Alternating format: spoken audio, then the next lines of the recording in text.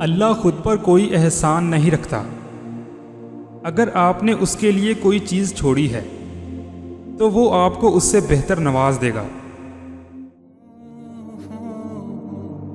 اللہ پر ایمان رکھو۔ جن کے ایمان مضبوط ہوتے ہیں انہی کے لیے معجزے ہوتے ہیں۔ خدا جب درد دیتا ہے تو تسکین بھی دیتا ہے۔ تو مانگ اسی سے تسکین، صبر اور اس کی مدد، پھر تو رحمان کو رحیم ہی پائے گا۔ اللہ کے آگے جھکو، اللہ کسی کے آگے جھکنے نہیں دے گا۔ اللہ کبھی بھی کسی کے لیے بھی اپنا دروازہ بند نہیں کرتا۔ اللہ واپس آنے والوں کے لیے ہمیشہ اپنا دروازہ کھلا رکھتا ہے، اور وہ دعائیں تو کبھی بھی رد نہیں کرتا۔ ہاں، اپنے پاس سنبھال لیتا ہے اور پھر وہ عطا کرتا ہے وہاں جہاں ہم نے گمان بھی نہیں کیا ہوتا۔ جب تمہیں ذکر الہی سننا اچھا لگنے لگے تو جان لو کہ تمہیں اللہ سے اور اللہ کو تم سے محبت ہو گئی ہے۔ اگر کوئی چیز تقدیر میں نہیں بھی لکھی تو پھر بھی دعا ضرور کرنی چاہیے، کیونکہ تقدیر کے سامنے ہم بے بس ہیں۔ تقدیر لکھنے والا تو بے بس نہیں۔ مایوس وہ ہوتا ہے جو اللہ پہ یقین نہیں رکھتا، اور محروم وہ ہوتا ہے جو اللہ کی نعمتوں کا شکر ادا نہیں کرتا۔ صبر سیکھ لیں، اللہ سب جانتا ہے۔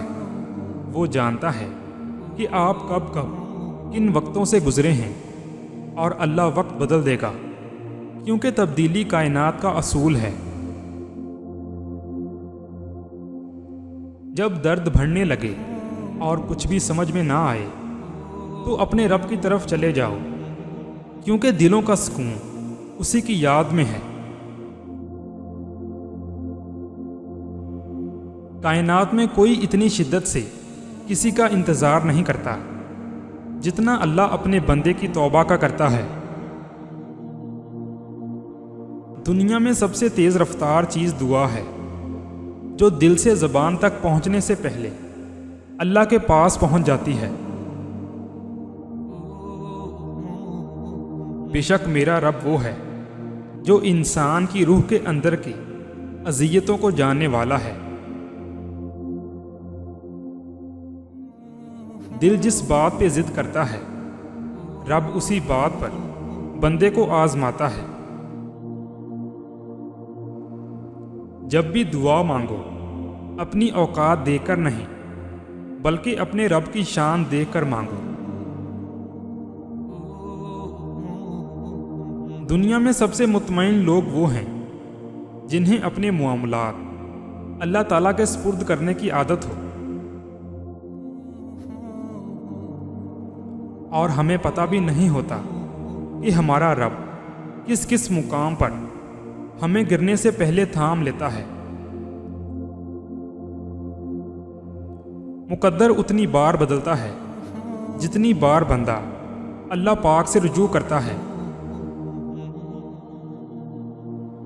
مخلوق کی خوشی کے لیے اللہ کو ناراض نہ کرو۔ اگر اللہ سے تمہارا راستہ کٹ گیا تو پھر کوئی بھی تمہارے کام نہیں آ سکتا۔ جن گھروں میں اللہ کا ذکر ہوتا ہے وہاں سکون، محبت اور برکت نظر آتی ہے۔ دل چھوٹا مت کرو، وہ رب دیکھ رہا ہے، وہ رب سن رہا ہے۔ بس اس پہ یقین رکھو، وہ کچھ ایسا کرے گا جو تمہارے حق میں بہتر ہوگا۔ یوں تو وہ دلوں کے حال جانتا ہے، مگر وہ چاہتا ہے کہ اسے مانگا جائے۔ یہ اس کی شان ہے، کیونکہ وہ بادشاہ ہے۔ رب امتحان میں ڈالتا ہے کیونکہ ہمیں اٹھانا چاہتا ہے، اور انسان امتحان میں ڈالتا ہے کیونکہ وہ گرانا چاہتا ہے۔ اللہ سے ڈرتے رہو جس کی صفت یہ ہے کہ اگر تم بات کرتے ہو تو وہ سنتا ہے اور اگر دل میں رکھتے ہو تو وہ جانتا ہے۔ دوسروں کی خوشی میں خوش ہونا سیکھو، اللہ تمہیں دینے میں بھی دیر نہیں کرے گا۔ بے شک میرا رب وہ ہے جو مجھے آزماتا ہے، پھر سنبھالتا ہے، پھر آزماتا ہے اور پھر سنبھالتا ہے۔ اللہ جب کسی کو اپنی طرف لانا چاہتا ہے تو اسے کسی کے ہاتھوں ضرور توڑتا ہے تاکہ اسے احساس ہو جائے کہ اللہ کی محبت کے سوا سب محبتیں فنا ہیں۔ لوگوں سے ڈرنا چھوڑ دو، عزت اللہ دیتا ہے، لوگ نہیں۔ وقت اچھا ہو یا برا، میرا اللہ کبھی بھی ساتھ نہیں چھوڑتا۔